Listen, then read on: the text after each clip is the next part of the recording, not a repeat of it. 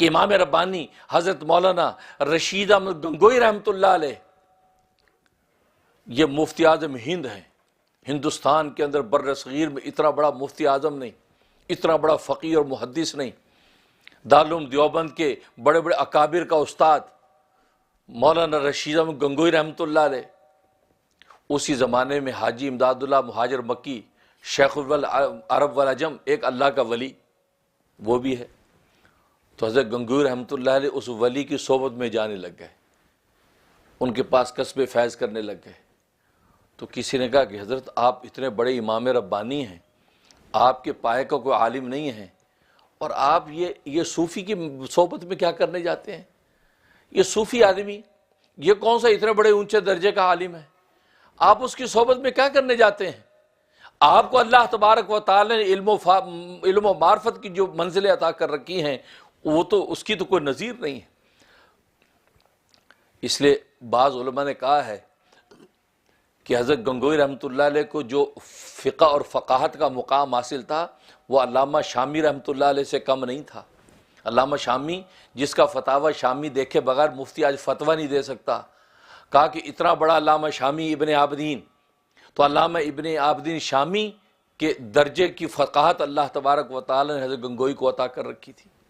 تو اتنا بڑا فقیہ جاتا ہے ایک صوفی کے پاس، ایک اللہ والے کی جو صحبتوں میں جاتا ہے. تو کہا کہ حضرت آپ کو جانے کی کیا ضرورت ہے وہاں؟ اس پر عجیب جواب دیا. یہ ہے وہ جواب جس سے آپ کو پتہ چلے گا کہ یہ علم حضوری کیا ہے اور علم حصولی کیا ہے، علم کتب کیا اور علم قطب کیا ہے. کتابوں سے علم حاصل جو ہوتا وہ کیا ہے، اور کتبوں کی صحبتوں سے جو حاصل ہوتا وہ علم کیا ہے. حضرت گنگوئی رحمۃ اللہ علیہ نے فرمایا کہ اصل میں جن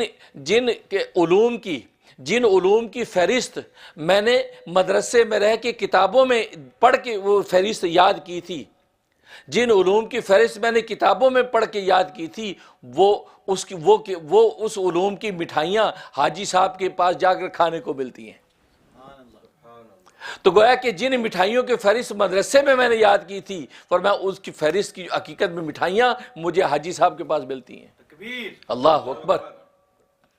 تو دیکھو مٹھائی کی فہرست یاد کر لینے سے مٹھائی کا مزہ نہیں آتا، مٹھائی کھانے سے مٹھائی کا مزہ آتا ہے. اگر آپ کے منہ پہ گلاب جامن رکھ دیں آپ کو گلاب جامن کا وہ لطف آئے گا کہ آپ اس کو بیان بھی نہیں کر سکتے اس لطف کو.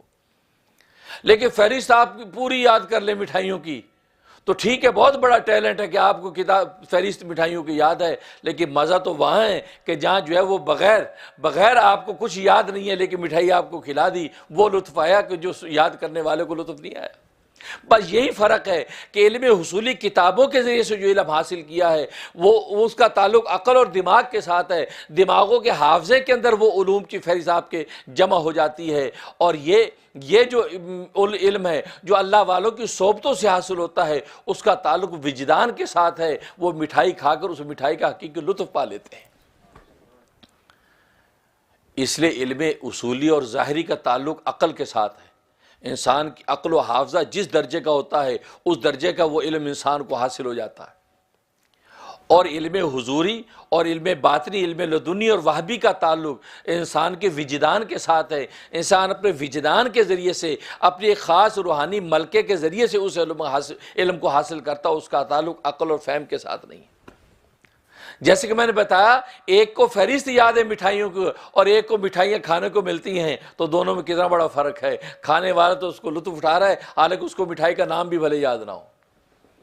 دوسرے والے کو مٹھائیوں کا نام یاد ہے لیکن اس کا لطف پتہ نہیں ہے. بھائی یہی فرق ہے. تو علم حضوری اور علم حصولی یہ دو طرح کے علوم اللہ تبارک و تعالی نے دنیا میں نازل کر رکھے ہیں. اور پھر علم حصولی کے لیے میں نے بتایا اس کا تعلق عقل کے ساتھ ہے، اور یہ علم حضوری کا تعلق انسان کے وجدان کے ساتھ ہے. انسان کا وجدان جتنا پاکیزہ ہوتا ہے، وجدان کا آئینہ جتنا مصفى اور مزکى ہوتا ہے اتنا زیادہ اس علم کو حاصل کرتا ہے. ظاہر ہے کہ شیشہ جتنا شفاف ہوگا وہ آفتاب کی روشنی کو اتنا ہی زیادہ اپنے اندر جذب کرے گا.